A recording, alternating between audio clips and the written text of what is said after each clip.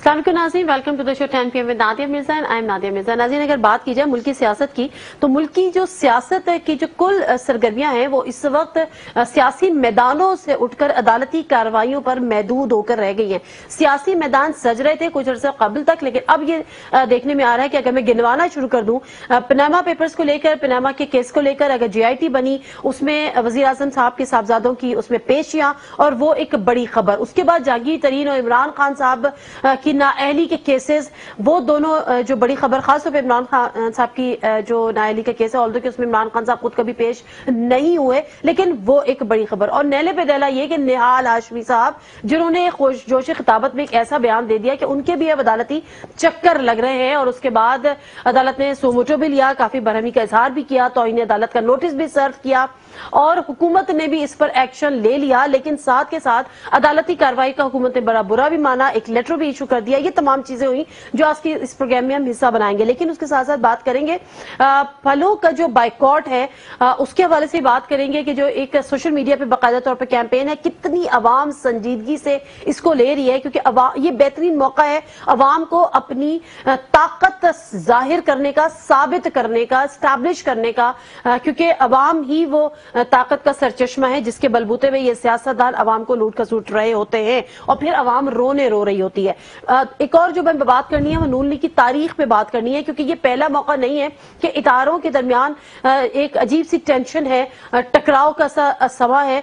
इससे कबल भी सियासत मुस्लिम लीग नून की यही रही है, इसीलिए कहा जाता है कि मियां नवाज शरीफ साहब ने सबक नहीं सीखा। इदारों की टकराव का जरा सा हम अपनी मेमोरीज को आपकी भी और अपनी भी रिकॉल करेंगे कि किस किस मौके पर PMLN की हुकूमत मियां नवाज शरीफ साहब ने इदारों से टकराव किया और उसके फिर अंजाम क्या हुआ। बात करेंगे औरिया मकबूल जान साहब से।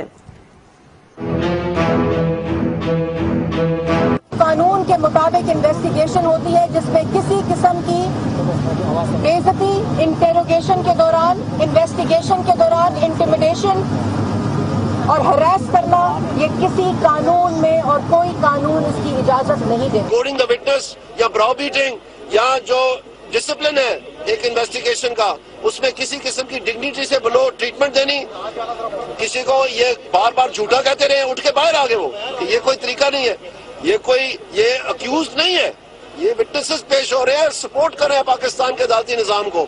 तो इनके साथ अगर इस तरह का सलूक होगा तो फिर जाहिर बात है इन्वेस्टिगेशन को भी मुतासर किया जाएगा और कानून की भी धज्जियां उड़ाई जाएंगी। डिग्निटी का भी तकाजा है इस GIT का कि जिन लोगों पर तहफ़्फ़ुज़ात हैं उनको खुद चाहिए था, खुद वॉलंटरीली बोलेदा होते। कोई भी इन्वेस्टिगेशन ये इजाजत नहीं देती कि पाकिस्तान के कानून के दायराकार के बाहर रहकर इन्वेस्टिगेशन की जाए। ये अपनी आईनी कानूनी हैसियत का गलत इस्तेमाल न करें और समन्स में ऐसा तासर न दें कि जैसे आपसे तावन नहीं किया जा रहा। आपकी जो बायसनेस है, आपके वो ऐसे लोग जो किसी एजेंडे पर हैं, उसका भी अवामी अदालत तक वो पहुंचाएंगे। आपने देखा कि जो लेटर्स लीक हो रहे हैं, GIT की तरफ से जो लेटर हुसैन नवाज साहब को आया, जिससे सियासी नुकसान PMLN का और वजीर आजम मोहम्मद नवाज शरीफ का हो सकता है।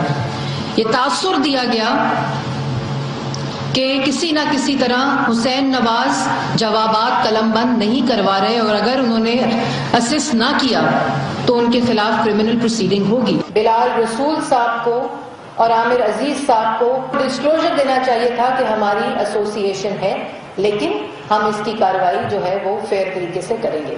लेकिन ये तीनों चीजें नहीं हुई। हम नवाज शरीफ के कारकुन हैं, हिसाब लेने वालों, हम तुम्हारा यौम हिसाब बना देंगे। कान खोल के सुन लो, हमने छोड़ा नहीं तुमको। आज हाजिर सर भी दो, कल रिटायर हो जाओगे। तुम्हारे बच्चों के लिए, तुम्हारे खानदान के लिए पाकिस्तान की जमीन तंग कर देंगे हम। और ये मकबूल जान साहब, अस्सलाम वालेकुम। वालेकुम रहमतुल्लाह। और ये मकबूल जान साहब, ये तो वो जो अभी आप कुछ क्लिप्स हम अपने नाज़रीन को दिखा रहे थे वो तो हालिया क्लिप्स हैं, लेकिन जो इदारों से लड़ाई की जो एक तबीयत है मियां साहब की, वो बहुत पुरानी है। ये शुरुआत कहां से हुई? ये उनकी अपनी कोई मैन्युफैक्चरिंग फॉल्ट है, माजरत के साथ, ये उनका मिजाज है? और ये मकबूल जान साहब, देखिए, कोई मैन्युफैक्चरिंग फॉल्ट नहीं, बुनियादी तौर पर इक्तदार के सीने में दिल नहीं होता। इख्तिदार जो है वो बुनियादी तौर पर अपना एक साथ किसी और को शेयर नहीं करता, ना इज्जत में शेयर करता है, ना उसके हिसाब से किसी ताकत में शेयर करता है। अब मैं छोटी सी आपको मिसाल आपको दे सकता हूं कि फॉर एग्जांपल मैं 31 साल सरकार की नौकरी मैंने की है और मेरे ऊपर एक इल्जाम आता है कोई इस तरह का, और दो मेरे बेटों को पकड़ के वो ले जाते हैं, उनसे पूछ के शुरू होते हैं, तो मैं सबसे पहला काम बैसियत बाप ये करूंगा कि भाई मेरे बेटों को छोड़ दो, हिसाब लेना मुझे पूछो, मैं हिसाब देने को तैयार हूं। लेकिन बेटे को आप कटहरे में आके खड़ा करते हैं और खुद खामोशी से बैठ रहे हैं और साथ साथ लोगों को उठाया हुआ है। ये आप एक जेन्युइनली कोई एक आम आदमी इस माशरे के अंदर इज्जतदार बाप होगा तो पहला काम ये कहेगा। फिर दूसरी चीज ये होती है कि मेरे बाप ने कोई पैसा कमाया है और मेरे बाप का पैसा मेरे तक आया है और उसके साथ साथ मैंने उसके अंदर इजाफा किया है, तो मुझे पूछेगा कि तुमने, तो मैं कभी भी अपना गुनाह जो है बाप के ऊपर शिफ्ट नहीं करूंगा। लेकिन आपने शुरू में आप अंदाजा होगा कि वो सारे यही कहते रहे कि वो उसको तो फौत हो गए हैं, तो बाप की इज्जत और बेटे की इज्जत तो इख्तियार पे कुर्बान कर दी आपने। बेटे जब आप GIT भुगत रहे हैं, कोई भी इज्जत नफ्स वाला बाप होता तो वो कहता कि नहीं, मेरे बेटों को बुलाने की जरूरत है, जो पूछना मुझसे पूछो, ये पैसा है, ये इख्तियार है, ये मैंने पैसे यहाँ से कमाए, ये मुझे नजर आता है। अब इनकी अपनी तारीख बाकी आप देख लें कि 83 में जनरल जिलानी इनको जब लेके आए हैं तो उन्होंने फौज के, तो चूंकि उसके तो वहां से उसके पालने में बैठ के आए थे, तो उन्होंने पहला काम ये शुरू किया था कि किस तरह हम ब्यूरोक्रेसी पे कब्जा करते हैं। तो ब्यूरोक्रेसी पे कब्जा करने के इनके दो बुनियादी तरीके थे। एक तो ये था कि किसी न किसी तरह किसी को पोस्टिंग अच्छी देनी है, किसी को उसको बेहतर तरीके से कैरियर उसका बनाना है, और उन्होंने पाकिस्तान की तारीख में पहली दफा ग्रुपिंग का आगाज किया कि ये हमारे लॉयलिस्ट हैं और ये हमारे नहीं लॉयलिस्ट। वो ब्यूरोक्रेट से तारीख सुनाते हैं कि 4 बड़े क्लोज इनके लोग होते थे। एक वो थे अपने शफकत इज़्ज़ती होते थे, एक वो होते थे अपना नवीद हसन होते थे, एक सईद मेहदी और एक और होते थे। उनमें जो सईद मेहदी साहब थे उन्होंने सरेंडर कर दिया था, वो बच के बाकी इबरतनाक अंजाम तक पहुंचे। एक नवीद हसन साहब तो उनका इंतकाल जो है वो जेल के अंदर, करप्शन के ऐसे केसेस बनाए गए, जिस सियालकोट में वो DC थे उसी सियालकोट के अंदर उनको जेल में रखा गया। एक को उठा के पता नहीं लाड़खाना भेजा गया और पीछे कहा गया कि इसको फॉलो करो कि ये कहीं अच्छी पोस्टिंग। ये झूठे केसेस नवाज शरीफ साहब की हुकूमत ने उससे बनवाए। जी, तो देखें, तो पहले तो ब्यूरोक्रेसी को उन्होंने अपने कब्जे में लिया और ब्यूरोक्रेसी का दम निकाल दिया। अब इस वक्त हालत यह है कि उन्होंने गुज़श्ता 30 साल के अंदर अपना एक मुकम्मल ब्यूरोक्रेसी का नेटवर्क बनाया हुआ है। अब आ जाते हैं 2 और अदारे कि जिनके साथ इनका तसादम जो है वो शुरू होता है। पहला अदारा जो था वो एस्टैब्लिशमेंट का था। एस्टैब्लिशमेंट आपको याद होगा कि सबसे पहले तो गुलाम इसाक खान के कंधे पे सवार होके इन्होंने बेनजीर की गवर्नमेंट को खत्म किया और IGI जो बनी थी वो इनकी बन गई। लेकिन जिस बंदे ने दुनिया जहान की मलामत मोल लेके बेनजीर की गवर्नमेंट खत्म की, आप खुद सोचें कि उसके खिलाफ सबसे पहले आवाज इन्होंने उठाना शुरू की। जिस जगह पे जिस थाली में खाया था उसी थाली में छेद करना शुरू किया और गुलाम इसाक खान से साथ जो रिफ्ट पैदा हुई है, फिर उसके बाद गुलाम इसाक खान ने जिस तरह उसको इक़्तिदार से अलहदा हुए, और फिर उसके बाद आप अंदाजा करें उन इल्जामात में से एक इल्जाम जो था गुलाम इसाक खान ने लगाया था कि आसिफ नवाज झंझुआ साहब जो हैं, जो चीफ ऑफ आर्मी स्टाफ थे, उनकी मिसेस जो थी वो मेरे पास आई कि मुझे लगता है कि मेरे खावंद की मौत तभी नहीं हुई, और उन्होंने कहा, तकरीर में कहा था गुलाम इसाक खान साहब ने कि मैं कैसे उस बेवा की आहें और आंसू जो है उनको देख सकता और ये हुकूमत को जाने देता। फिर फारूक लगारी, आप खुद सोचे कि फारूक लगारी ने इनके साथ जो था साथ दिया और बेनजीर की गवर्नमेंट को, अपनी गवर्नमेंट को खत्म किया, अपनी पार्टी की गवर्नमेंट को खत्म किया। फिर जिस तरह उन्होंने फारूक लगारी को उतारा, फिर उसके बाद साथ साथ आप देखें कि उसी दौरान में सज्जाद अली शाह ने उठना शुरू, मशहूर जमाना केस।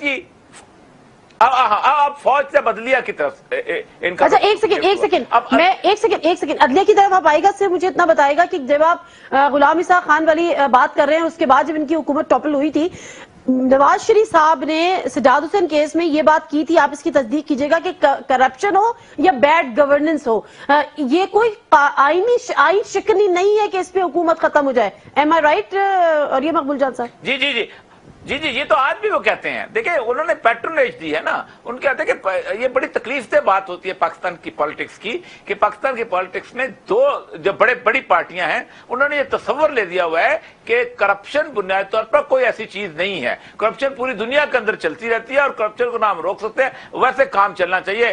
اور سب سے بڑی اب تو حالت پتہ ہے کیا ہو گئی ہے؟ اب تو ایک لفظ ان کے ہاتھ میں آ گیا ہے کہ سسٹم کا تسلسل بہت ضروری ہے. بے شک آپ پورے پاکستان کو لوٹتے اور بازار میں جا کے بیچ دیں. جمہوریت ڈیریل نہیں ہونے دیں گے. اچھا وہ تو شریف پور پیرزادہ صاحب بیچارے آج فوت ہو گئے. وہ پروسیڈنگز میں نے خود دیکھی ہیں کوئٹہ میں. آپ اندازہ کریں کہ جیسے سجاد علی شاہ صاحب اٹھے تھے تو سجاد علی شاہ صاحب کے مقابلے میں وہ ناصر اسلم زاد تھے میرا خیال ہے، اور جسٹس خلیل تھے اور ارشاد حسن خان تھے. یہ تینوں کے مقابلے میں آپ کو یاد ہوگا کہ انہوں نے ایک ریٹ جمع کرائی تھی اپنے چیف جسٹس کے خلاف، اور وہ مشہور کیس ہے کہ وہاں رات کے وقت رفیق تاڑ صاحب وہاں پہنچے تھے. لیکن میں آپ کو بتاؤں، میں اس وقت ایسی کوئٹہ ہوتا تھا، ایک ایف آئی آر درج ہوئی تھی کہ انہوں نے تالا لگا دیا تھا رجسٹرار نے، اور رات کو تالا توڑ کے پٹیشن نکال کے ان ججوں کے سامنے پیش کی گئی تھی. اور پھر اس کے بعد جس طرح جسٹس سجاد علی شاہ صاحب معزول ہوئے، اور سجاد علی شاہ صاحب کے ساتھ جو کچھ اس وقت اسمبلی کے اندر ہوا، یہ سارے لوگ آج بڑے عزت کے ساتھ پھرتے ہیں نا. طارق عزیز ہیں وہ پھرتے ہیں، وہ چوئی منیر تنویر ہے، وہ ہے، ایک اور تھے، یہ سارے کے سارے اختر رسول ہیں، یہ بڑے بڑے لیڈر ہیں. یہ وہ لوگ ہیں کہ جو کہ کراس کر کے وہاں سے اور وہاں پہنچے تھے اور انہوں نے جا کے عدلیہ کے اوپر سپریم کورٹ پہ حملہ کیا تھا. یہ آج کو سوال کرنے والا نہیں کہ آپ یہ وہ لوگ ہیں کہ جنہوں نے پاکستان میں عدلیہ کا جنازہ نکالنے کی کوشش کی تھی. یہ ایک ہیبٹ ہے جو کہ چلی آ رہی ہے. اچھا پھر اس کے بعد اگلی صورتحال، جو جج سرنڈر کر جائے، مطلب ملک قیوم سرنڈر کیا. آپ خود سوچیں کہ ملک قیوم کے ساتھ ٹیپ پکڑی گئی ہے کہ جناب آپ یہ کریں. اچھا ملک قیوم جو ہے اس کو جوڈیشری سے نکال دیا گیا، ٹھیک. ان کے ساتھ ایک ان کے چیف جسٹس تھے، وہ نوکری سے گئے. بے نظیر کا جو مین کیس تھا، ٹیکنا کیس جو تھا، وہ ختم ہوا. پاکستان کی کرپشن کا مین کیس جو تھا وہ اس وجہ سے ختم ہوا کہ لوگ سفارشیں کر رہے تھے. ان کے اوپر ایک بندے نے فردر جرم تک عائد نہیں کی. یعنی جو بندہ ان کا، اور یہ مقبول جان صاحب اگر میں آپ کی باتوں سے اخذ کروں کہ ان کا وطیرہ ہے کہ جو بک جائے اس کو خرید لو اور جو بک نہ سکے اس کو مار دو. ایگزیکٹلی یہی ہے. اور ہوتا یہ ہے کہ ایک اور بڑا عجیب و غریب رویہ ہے. فار ایگزامپل اگر یہ کسی کو نوازتے ہیں تو پھر اس کے بعد اس کی بےزتی کر کے کسی جگہ پہ ان کو ثابت کرنے کی کوشش کرتے کہ ہم تم کو لے کے آئے ہیں. مطلب فار ایگزامپل اگر مشرف کو لے کے آئے تو اس کے بعد اس کو کہیں گے کہ تم اگر سرنڈر نہیں کرتے ہو تو پھر ہم تمہیں دیکھ لیں گے، یا فلاں کو اگر چیف لگایا تو تم سرنڈر کرو. اچھا ایک طیارہ ہائی جیک کیس بھی ان کے اوپر تھا جس میں بری تو ہو گئے، لیکن بہرحال اس سے بھی جب پرویز مشرف صاحب چیف آف آرمی سٹاف تھے ان کا طیارہ اترنے نہیں دیا جا رہا تھا، اور ان سے کہا جا رہا تھا ایک پاکستان کے serving chief of army staff کو کہ آپ بھارت میں اتر جائیں جا کے. دیکھیں وہ تو بڑا عجیب و غریب کیس ہے. پہلی بات تو یہ ہے کہ مشرف صاحب جب آئے تھے، میں اس پائلٹ صاحب سے میرا بھی تھا، قطر ایئر ویز میں ہوتے تھے، وہ بڑی کہانی سناتے تھے لمبی چوڑی. سچویشن یہ ہے کہ اگر آپ نے ایک رائٹ فل ڈیسیژن لے لیا ہوا ہے، آپ نے اپنا آرمی چیف اٹھا دیا، تو آپ 200-250 مسافروں کی جان کے اوپر عذاب کیوں لیتے کیا رہے؟ اکیلا بندہ کیا کر سکتا ہے ایک مشرف؟ ٹھیک. اس کا مطلب یہ ہے کہ آپ نے ایک تصادم کی کیفیت پیدا کی تھی اور تصادم ہوا. اور پاکستان کو 8-9 سال سے آپ کی وجہ سے پاکستان جو تھا، آپ آرام سے خاموشی سے بیٹھ رہے تھے، پاکستان کے اندر تسلسل سے وقت آ جاتا تھا. آپ نے پنگا لینے کی کوشش کی، اس پنگے کے اندر پاکستان پھر ایک کامریت کے راستے میں چلا گیا. ٹھیک ہے، بہت شکریہ. اور یہ مقبول جان صاحب آپ کے ٹائم کا اور وہ تمام چیزیں جو شاید ہم اور لوگ بھولتے جا رہے تھے ان کو ریکال کرنے کا، کہ یہ تصادم کرنا، اداروں کے ساتھ تصادم کا ماحول پیدا کرنا، اداروں کے ساتھ پنگے لینا، اداروں کے ساتھ ٹکراؤ کرنا، یہ مسلم لیگ نون کی، یہ میاں نواز شریف صاحب کی پرانی عادت ہے. اور اگر کہا جائے کہ اب تو ان کی خصلت ہی بن چکی ہے کہ وہ اس کے بغیر شاید رہ نہیں سکتے. اسی لیے لوگ یہ بات کرتے ہیں کہ ماضی سے انہوں نے کچھ نہیں سیکھا. آج بھی صورتحال یہ ہے کہ کبھی جے آئی ٹی کو آپ متنازع بنانے کی کوشش کرتے ہیں تو دوسری طرف سپریم کورٹ کے لیے ایک گمنام قسم کے لیٹرز جاری کرتے ہیں. ان گمنام لیٹرز کی حیثیت کیا ہوتی ہے آج سپریم کورٹ نے اس پر بھی نوٹس لیا ہے. لیکن بہرحال اس سیگمنٹ کا مقصد ہمارا یہی تھا کہ جو نہال ہاشمی کے بعد کی جو صورتحال پیدا ہوئی اور جس طرح سے جے آئی ٹی کو متنازع بنانے کی کوشش کی، جس طرح سے لیٹر جاری کر دیا، اور جس طرح سے اس وقت صورتحال ہے کہ انتہائی تناؤ کی کیفیت ہے اداروں کے درمیان. پہلے ملٹری اسٹیبلشمنٹ ڈان لیگز کو لے کر اللہ کر کے وہ معاملہ رفع دفع ہوا تو عدالتوں کے ساتھ ٹکراؤ. مجھے نہیں پتا کہ آگے آنے والے وقتوں میں نہ میں کوئی انالسٹ ہوں کہ میں اس پہ کوئی پریڈکشن کر سکتی ہوں یا کوئی ایسی بات کروں، لیکن بہرحال صورتحال یہی ہے کہ تصادم کی صورتحال ہے. اداروں کے ٹکراؤ کی بات ہے جو کہ سیاستدانوں کے لیے مجھے نہیں پتا آج نہیں تو ان کی کل باریاں ہو جائیں گی لیکن پاکستان کے لیے صحیح نہیں ہے. مختصر سا بریک لیتے ہیں, بریک سے واپس آئیں گے. تو سوشل میڈیا جو کہ میں یہ کہتی ہوں بارہا یہ بات کہتی ہوں کہ اس وقت الیکٹرانک میڈیا سے کہیں زیادہ ووکل, کہیں زیادہ وائبرنٹ, کہیں زیادہ اس نے اویئرنیس کیمپین کو اس نے کیا ہے. وہاں سے کیمپین کا آغاز باقاعدہ طور پہ ہوا. پاکستان میں پہلی مرتبہ ہے کہ مہنگائی کے خلاف لوگ سڑکوں پر نہ صحیح سوشل میڈیا پر اکٹھے ہوئے ہیں. وہ یہ کہہ رہے ہیں کہ اگر ان رمضان المبارک کے مہینے میں آپ ناجائز منافع کمائیں گے پھل بیچنے کی صورت میں تو وہ ہمارے لیے ناقابل قبول ہوگا. ہم پھلوں کے بغیر زندہ رہ سکتے ہیں, مریں گے نہیں. جمعہ, ہفتہ اتوار 3 دن کا پھلوں کا بائیکاٹ ہے. اس کے علاوہ کنزیومر رائٹس کیا ہیں, اس کا اسٹیٹس کیا ہے. مختصر سا بریک لیتے ہیں, واپس آتے ہیں, ہمارے ساتھ رہیے.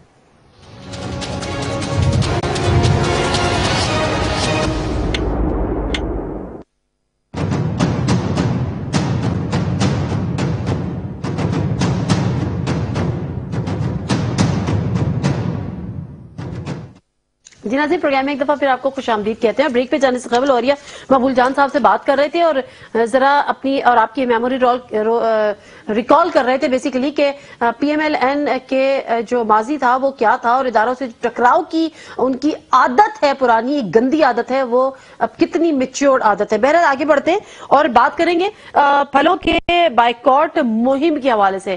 سوشل میڈیا ایک ایسا میڈیم ہے جس میں چیزیں بڑی جلدی وائرل ہو جاتی ہیں, لوگ اس کو سن رہے ہوتے ہیں, لوگ اس کو فالو کر رہے ہوتے ہیں. الیکٹرانک میڈیا سے کہیں زیادہ اگر کہا جائے کہ وہ بازی بھی اس وقت لے گیا ہے.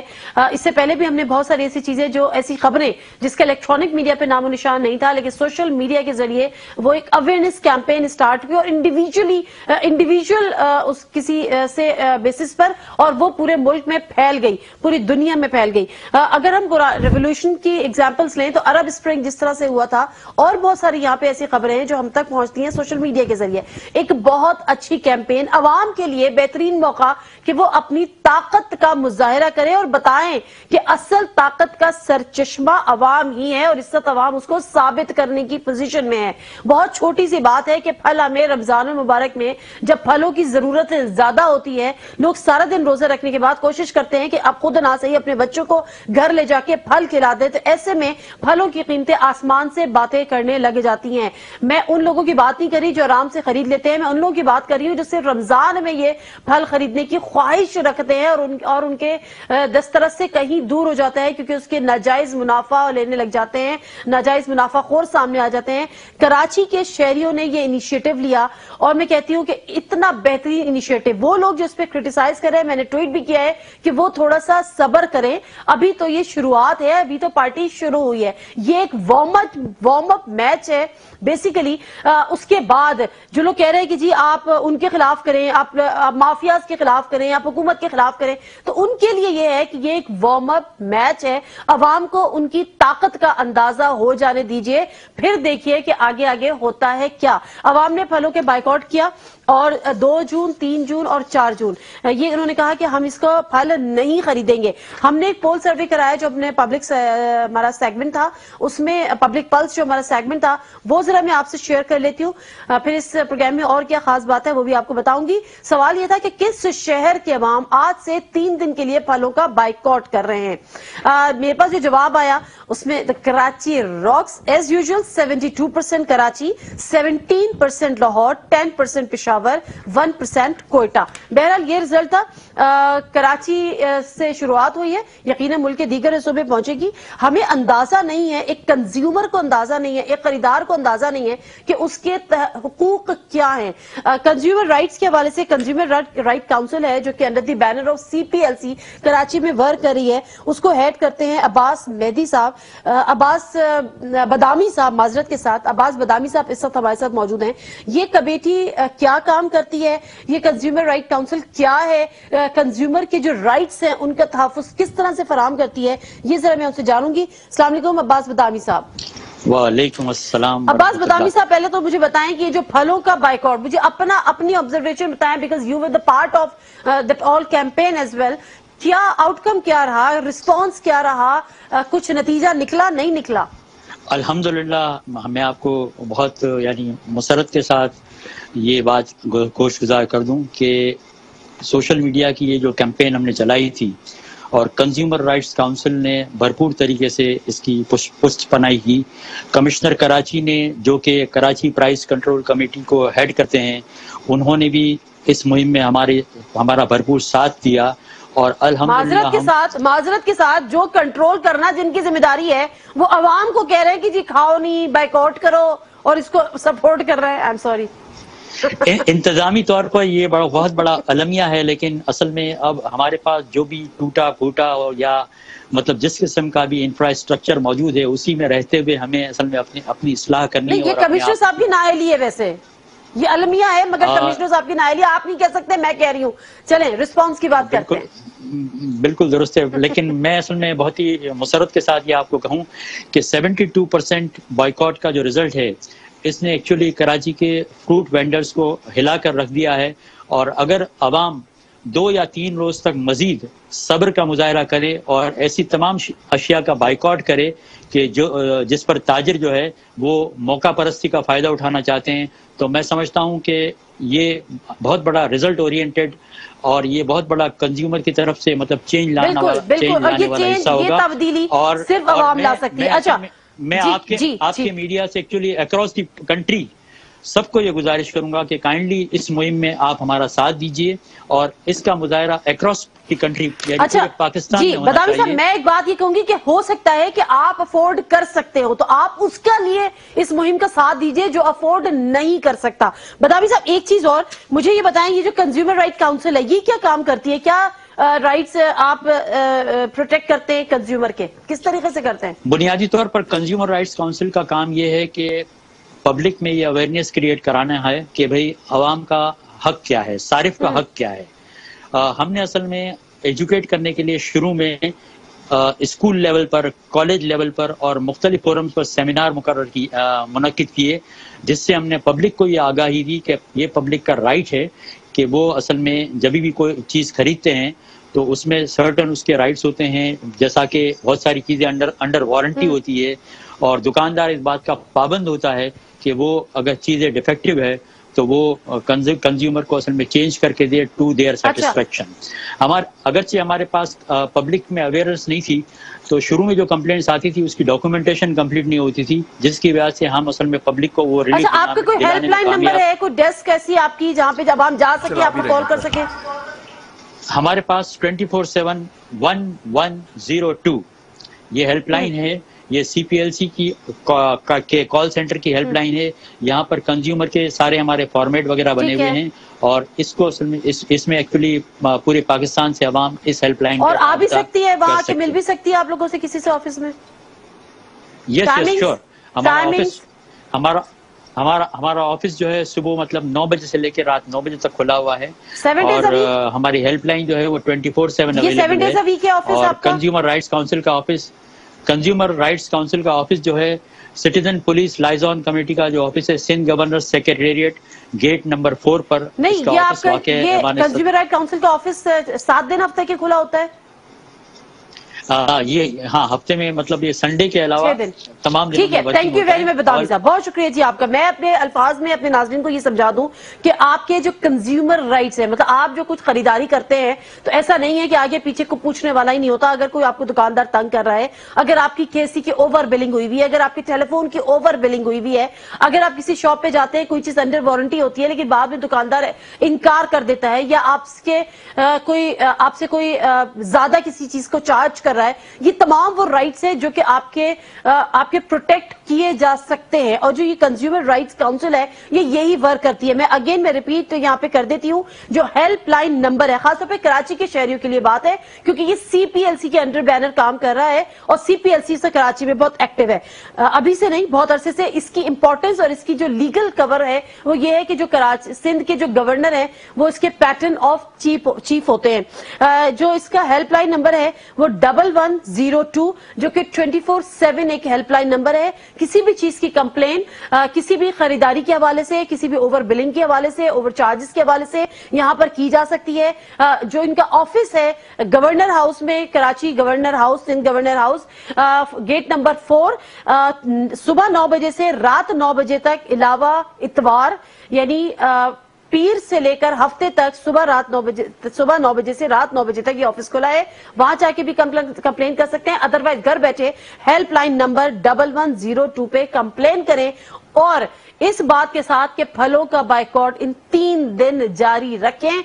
आप अफोर्ड कर सकते होंगे, उसके लिए कर ले जो अफोर्ड नहीं कर सकता। सेकेंडली, जो ये बात है कि जी जो फल वाला है, रेडी वाला है, वो बेचारा पैसे नहीं ले जा पा रहा, नाजायज मुनाफा कहीं ना कहीं डंडी वो भी मार रहा था। और बात यही है कि जब गेहूं पिसता है तो गुण भी साथ साथ पिसता है। जब कोई इनकलाब आता है तो कहीं ना कहीं कोई ना कोई सफरर होता है। तो छोटी जो अगर एक कुर्बानी है उसको एक बड़े कॉज के लिए बर्दाश्त कर लेना चाहिए। आज ये हिलेगा, कल बड़े वेंडर्स हिलेंगे। और फिर वही बात कि वार्म अप मैच था, डरे उस वक्त से जब आवाम को अपनी ताकत का अंदाजा हो जाए। और फिर जिनका जिक्र किया जा रहा है कि उनके खिलाफ क्यों नहीं, उनके खिलाफ क्यों नहीं, वो सबके खिलाफ हो जाए।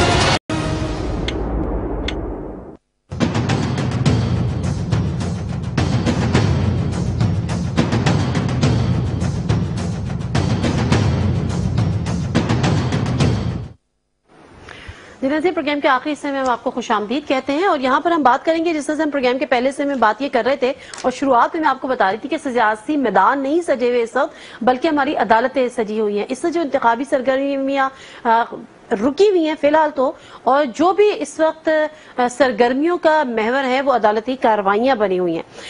शुरू में प्रोग्राम में जब ओरिया मकबूल जान साहब से बात करी थी, JIT के हवाले से बात करी थी, हुसैन नवाज, हसन नवाज उसमें पेश हो रहे हैं। जो अदालत में टकराव का एक फीलिंग्स आ रही हैं, उसकी वजूहात क्या है, मियां नवाज शरीफ साहब का माजी क्या था, वो क्यों ऐसा उनके अंदर ये मिजाज है कि वो हर तरह से टकराव वाली सूरत हाल और एक माहौल बना के रख देते हैं। बहरहाल प्रोग्राम के इस हिस्से में बात करेंगे। आज हमने देखा कि मरियम नवाज शरीफ साहिबा जो कि साहबजादी हैं मियां नवाज शरीफ साहब की, वो उनकी 2 ट्वीट्स मंजर आम पर आई, वो मैं जरा आपके सामने रख देती हूँ, फिर आगे बात बढ़ाऊंगी। वो कहती हैं, एक में तो वो कहती हैं कि जो हसन और हुसैन नवाज के हवाले से कि हसन और हुसैन उस अजीम इंसान के बेटे हैं जो हर दौर के कड़े एहतसाब से सुरखरू होकर निकला। अब इससे निकलेगा नहीं निकलेगा ये तो आने वाला वक्त बताएगा। बट जो अनदर जो ट्वीट थी उसमें वो कहती है कि किसी ने कहा था, नाम नहीं लिखा, अपने ट्वीट में कहती हैं किसी ने कहा था कि एहतसाब मुझसे शुरू करें, लेकिन एहतसाब के लिए पेश होने के लिए नवाज शरीफ जैसा दिल होना चाहिए। अच्छा, ये किसी जो है वो यकीनन इशारा है इमरान खान साहब की तरफ। इमरान खान साहब पर एक और केस चल रहा है जो कि कोर्ट है, वो इमरान खान साहब और जहांगीर तरीन की नाअहली के हवाले से है। वो नाअहली के हवाले से क्यों है? हनीफ अब्बासी जो कि PMLN के रहनुमा है, उन्होंने एक पिटीशन अदालत में जमा कराई है। उस पिटीशन में ये है, ECP में माजरत के साथ जमा कराई है। उसमें असासों की तफसीलात के हवाले से उनका कहना यह है कि तफसीलात में offshore company Niazi services limited से मालूमात ना देकर इनकम टैक्स ऑर्डिनेंस 1979 की खिलाफ वर्जी की है। वो उन्होंने दरख्वास्त सुप्रीम कोर्ट में जमा कराई है, उसकी हियरिंग्स भी चल रही हैं और अब 14 के करीब सवाल भी उठाए गए हैं। जो बात हो रही थी मनी ट्रेल की, जिसपे बात हो रही थी कि जी मनी ट्रेल अगर वजीर आजम का खानदान मियां नवाज शरीफ साहब का खानदान पेश नहीं कर सका तो इमरान खान साहब भी पेश शायद ना कर सके, क्योंकि उन्होंने कहा था जी इतना पुराना रिकॉर्ड है, अब कौन रिकॉर्ड रखता है, तो रिकॉर्ड नहीं रखता। तो ये तो उससे सोचने वाली बात थी जब मियां साहब से भी रिकॉर्ड की तफसील मांगी जा रही थी। बट एनीवेज, जुमैमा जो कि उनकी एक्स वाइफ है, वो उनके पास बहुत सारा रिकॉर्ड था, क्योंकि तमाम जो तफसीलात थी मैं उसमें डिटेल में नहीं जाना चाहती, हमारे नाज़रीन को पता है। उनकी भी एक ट्वीट सामने आई कि रिकॉर्ड मिल जाएगा। लेकिन बहरहाल मामला है क्या मामला बहुत आसान सा है? क्या जो नाअहली का केस है उसमें इमरान खान साहब भी नाअहल हो सकते हैं? जो 14 सवाल सुप्रीम कोर्ट ने उठाए थे उनमें से अब तक कितनों के जवाबात PTI के पास है? फवाद चौधरी साहब हमारे साथ हैं मौजूद, उनसे जरा बात करते हैं। अस्सलाम वालेकुम फवाद चौधरी। फवाद चौधरी साहब, PMLN वाले शोर करते हैं कि जी इमरान खान साहब इश्तिहारी हैं। वो क्यों कहते हैं इश्तिहारी है? कि अदालत नहीं जाते? मरियम नवाज ने भी ट्वीट की कि जी जो कहते थे हमसे एहतसाब करो उसके लिए तो दिल चाहिए, क्यों नहीं जाते खान साहब? नहीं, نہیں یہ دو مختلف معاملات ہیں. جو اشتہاری کا وہ کہتے ہیں وہ آپ کو یاد ہوگا کہ جب دھرنا ہوا تھا تو پولیٹیکل پروٹیسٹ ایک جو ہے وہ لانچ کیا تھا خان صاحب نے. اس پولیٹیکل پروٹیسٹ کے اوپر ان پر سیکشن 6 اینٹی ٹیررزم ایکٹ کی لگائی گئی ہے, وہ مقدمہ ہے. ہمارا احتجاج یہ ہے کہ آپ پولیٹیکل پروٹیسٹ کے اوپر کسی کو ٹیررسٹ ڈکلیئر نہیں کر سکتے. اس طرح تو پھر حکومت کے خلاف جو بھی پولیٹیکل پروٹیسٹ کرے گا وہ ٹیررسٹ ڈکلیئر ہوگا. کوئی بھی پولیٹیکل ورکر یہ اس چیز کو سپورٹ کرے گا ہی نہیں کہ آپ اپنے پولیٹیکل اوپوننٹس کو ٹیررسٹ ڈکلیئر کر کے ان کے خلاف مقدمات قائم کریں. اور یہ ہمارا اصولی موقف ہے کہ حکومت کو اس کیس میں ٹیررزم کا کیس جو ہے وہ واپس لینا چاہیے. اور ہم دیکھیں جب پٹیشن عدالت ایکسپٹ کر لیتی ہے تو پھر عدالت کو بھی دیکھنا ہے نا کہ وہ اس پولیٹیکلی ایک ایکٹیویٹی میں ایک ٹیررسٹ ڈکلیئر کر رہی ہے یا نہیں کر رہی ہے, یا اس میں کوئی ٹیررسٹ ایکٹیویٹی اس پہ لگتی ہے یا نہیں لگتی ہے. یہ تو عدالت فیصلہ کر لے گی اگر پی ایم ایل این غلط ہے تو. عدالت کو بھی فیصلہ کرنا چاہیے, عدالت کو بھی فیصلہ کرنا چاہیے. عدالت کو سیکشن 6 بالکل ڈیلیٹ کر دینا چاہیے جو اینٹی ٹیررزم کورٹ ہے. لیکن اس سے پہلے یہ پولیس کا فرض ہے اور پروسیکیوشن کا فرض ہے کہ وہ سیکشن 6 ڈیلیٹ کرے. اور پولیس کے فرائض تو چودھری صاحب آپ بھی جانتے ہیں, ہم بھی جانتے ہیں, پولیس کو چھوڑے. لیکن بات یہ ہے کہ اس وقت جب عدالت میں کیس ہے تو پھر یہ فیصلہ عدالت کرے گی. بٹ اینی ویز ہو نہیں سکتا نا, اگر ہم عدالت میں چلے جائیں یا پروسیکیوشن میں تو ہم ایکسپٹ کر لیں گے کہ پاکستان میں پولیٹیکل پروٹیسٹ ایک ٹیررسٹ ایکٹیویٹی ہے. یہ ایک اصولی موقف ہے. کس طرح سے آپ یہ کہیں گے کہ کل آپ خود کوئی پولیٹیکل پروٹیسٹ کریں کسی کے اوپر اور آپ کے اوپر سیکشن 6 لگا دیا جائے؟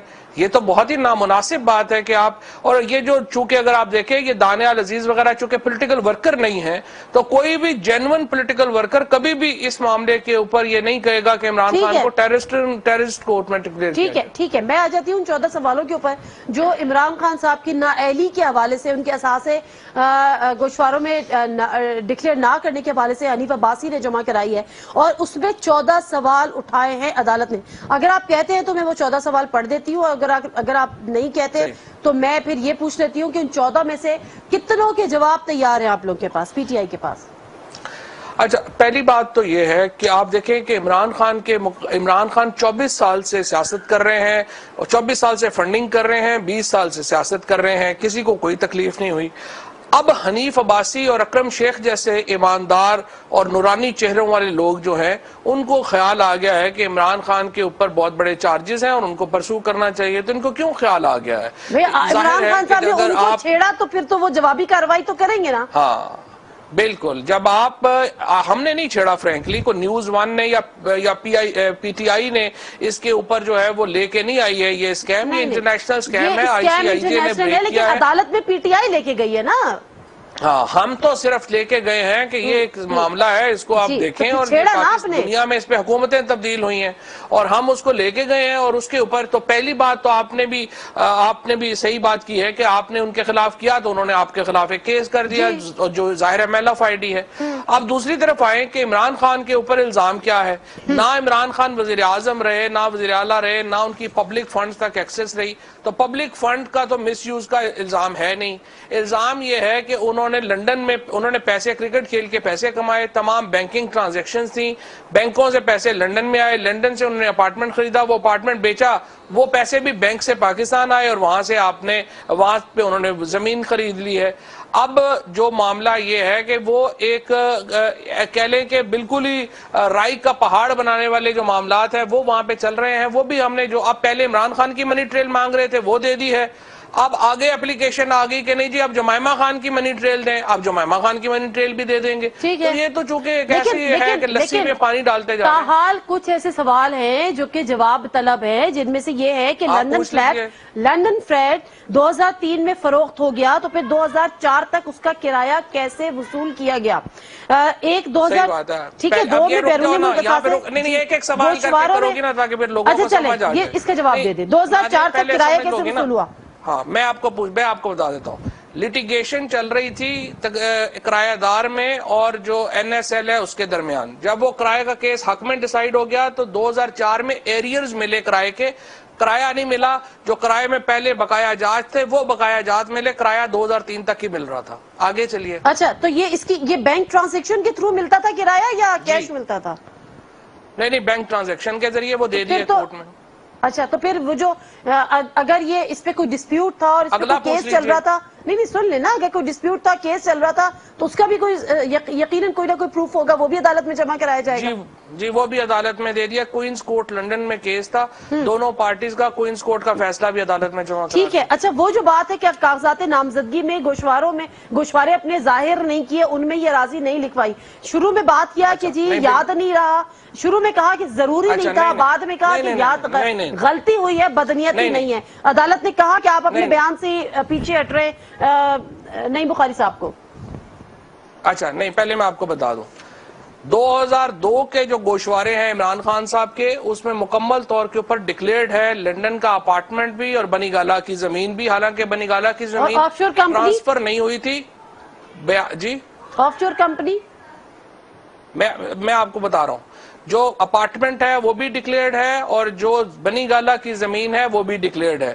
NSL نیازی سروسز لمیٹڈ جو کمپنی ہے وہ اس لیے ڈکلیئرڈ نہیں ہے کہ اس کا ایک ہی ایسٹ تھا اور وہ اپارٹمنٹ تھا, وہ ڈکلیئر ہو گیا. جو کمپنی ہے وہ چونکہ عمران خان کے نام پر نہیں تھی, اس کے 9 پاؤنڈ اس کے شیئرز کی ٹوٹل قیمت تھی, وہ کمپنی جو ہے وہ ڈکلیئر نہیں ہوئی, وہ ان کی بہنوں کے نام کے اوپر تھی, ان کے نام پر نہیں تھی. وہ بینیفیشل اونر تھے اس کے؟ نہیں, عمران خان صاحب بینیفیشل اونر نہیں تھے. خان صاحب بینیفیشل اونر تھے, جہاں تک میری تھوڑی بہت معلومات ہے, میں نے تھوڑا بہت پڑھا ہے. نہیں, وہ ہم نے کلیئر کر دیا ہے, وہ بینیفیشل اونر نہیں تھے. اور جو کلیم PMLN کا ہے وہ بھی میں تھوڑا سا آپ کو بتا دوں, ان کا کلیم یہ نہیں ہے کہ آپ نے گوشواروں میں NSL کا نہیں دیا. وہ کہتے ہیں کہ آپ نے ٹیکس کے کاغذوں میں جو ٹیکس کے جو آپ کی ریٹرنز تھے ان میں آپ نے NSL کو چھپایا ہے, وہ آپ نے ظاہر نہیں کیا. عمران خان نان ریزیڈنٹ تھے بیسیکلی پاکستان کے, جب وہ ریزیڈنٹ ہوئے تو وہ انہوں نے شو کرنا شروع کر دیا, اس سے پہلے ضرورت نہیں تھی پاکستان. 2013 میں شو ہے وہ؟ جی 2013 میں شو ہے, 2013 کے 2002 آنورڈ شو ہے. ٹھیک ہے. اچھا اب مجھے ایک بات بتا دیں, یہ تو چلے ٹھیک ہے, سمپل یہ بتائیں کہ میں 14 سوال رکھ کے آپ سے 14 سوال کے جوابات نہیں لے سکتی, ایک اور عدالت نہیں لگا سکتی. مختصراً یہ کہ 14 میں سے 14 کے جوابات آپ کے پاس ہیں یا کسی کا بھی انتظار ہے؟ دیکھیں میں مختصر آپ کو بتاتا ہوں نادیہ, کوئی بھی پولیٹیکل لیڈر جو پاکستان میں سیاست کر رہا ہے, اس کے اگر فائنینشز کے اوپر اور اس کی جو مالی معاملات ہیں ان کے اوپر جب بھی سوال اٹھتا ہے تو اس کو اس پوزیشن میں ہونا چاہیے کہ وہ سوالوں کا جواب دے سکے. یہ اصول عمران خان صاحب پہ بھی اتنا ہی لاگو ہوتا ہے جتنا نواز شریف صاحب پہ لاگو ہوتا ہے. عمران خان صاحب پہ سوال اٹھائے گئے ہیں, ان تمام کے جوابات ہم نے عدالت میں رکھے ہیں. اگر مزید سوالات کا آئیں گے ان کے جوابات بھی رکھیں گے. یہی تو بات ہے. لیکن عمران خان صاحب کا جب یہ سٹیٹمنٹ سامنے آتا ہے کہ جی اب اتنے پرانے ریکارڈ ہے ہمارے پاس نہیں مل رہے, وہ تو لکیلی جمائمہ نے ان کی ہیلپ کر دی, اگر جمائمہ اس وقت ہیلپ نہیں کرتی, وہاں سے وہ ریکارڈ سارا جو ہے وہ کلیکٹ کر کے نہیں بتاتی, تو عمران خان صاحب نے تو پھنس جانا تھا. انہوں نے بھی ریکارڈ مینٹین نہیں رکھا ہوا تھا. دیکھیں عمران خان کا ریکارڈ کا بیسیکلی تو ڈیمانڈ کرنا تھوڑا یہ ہے کہ آپ چونکہ پولیٹیکل لیڈر ہیں تو چلے کر لیں, لیکن آپ کا پرابلم کنسرن میرا اور آپ کا تو یہ ہے نا کہ میرے اور آپ کے ٹیکس کے پیسے کون کھا رہا ہے, میرے اور آپ کے ٹیکس کے پیسوں سے کون منگل کر رہا ہے. اب آپ عمران خان نہ کبھی وزیر اعظم رہے نہ وزیر اعلیٰ رہے, آپ سب کچھ جو ہے عمران خان کو اس پہ لگا دو کہ چونکہ آپ نے نہیں, وہ تو ہم نے دے دیا ہے, وہ تو دے دیا, اس کا ایشو نہیں ہے. عمران خان کا سارا ریکارڈ موجود ہے, وہ دے دیا. ایک اور اعتراض جو کہ PMLN کے لوگوں کا اعتراض ہے وہ یہ ہے کہ جی جب وزیر اعظم سے منی ٹریل مانگی گئی تو ایک قطری خط آ گیا, جب عمران خان سے مانگی گئی تو راشد خان آ گیا. یہ راشد خان کون ہے؟ اچھا میں آپ کو بتاتا ہوں. 2002 میں عمران خان اور جمائمہ خان جو ہیں وہ پاکستان چھوڑ کے لندن چلی گئیں.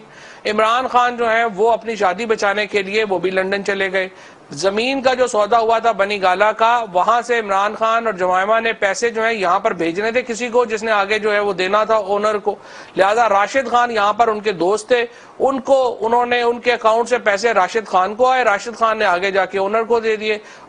وہ ریمیٹنسز تھی, بینکنگ ریمیٹنس ہے, جو دینے والا ہے وہ بھی ایڈمٹ کر رہا ہے, وصول کرنے والا بھی ایڈمٹ کر رہا ہے. راشد خان کے نام کو تھوڑا انہوں نے PMLN نے اس کو ہوا بنانے کی کوشش کی. بینک ٹرانزیکشن ہوئی ہوگی نا, راشد خان نے بھی جو آگے پیمنٹ کی ہے جی, یا کیش دیا؟ بینکنگ ٹرانزیکشن ہے, بینکنگ ٹرانزیکشن ہے, سارے کی ساری سٹی بینک اور الفلاح کی ٹرانزیکشن ہے, وہ بھی عدالت میں دے دی. اچھا تو راشد خان جو ہے وہ کوئی رشتہ دار بھی ہیں عمران خان صاحب کے؟ رشتہ دار نہیں ہیں لیکن دوست ہیں, 23-25 سال پرانے دوست ہیں, بینکر ہیں, چونکہ ایکس بینکر ہیں. اور پھر بعد میں تو آپ کو معلوم ہے کہ جب ڈائیورس ہو رہی ہوتی ہے تو تعلقات اتنے اچھے نہیں ہوتے ظاہر ہے میاں بیوی میں. ان کا چونکہ ایک فیملی کا تعلق تھا جمائمہ بی بی سے بھی اور خان صاحب سے بھی, تو وہ دونوں سے زیادہ بات بھی کر سکتے تھے. کیونکہ نعیم بخاری جب عدالت نے سوال کیا تو نعیم بخاری صاحب نے کہا کہ ان کے بہت قریبی دوست بھی ہیں اور ان کے رشتہ داری بھی ہے. رشتہ دار بھی ہو سکتے ہیں, وہ بھی ہیں جلندر کے پٹھان ہیں, وہ بھی پٹھان ہیں, یہ بھی جلندر کے پٹھان. ٹھیک ہے, okay fine, thank you very much Fawad Chaudhry sahab آپ کے ٹائم کا.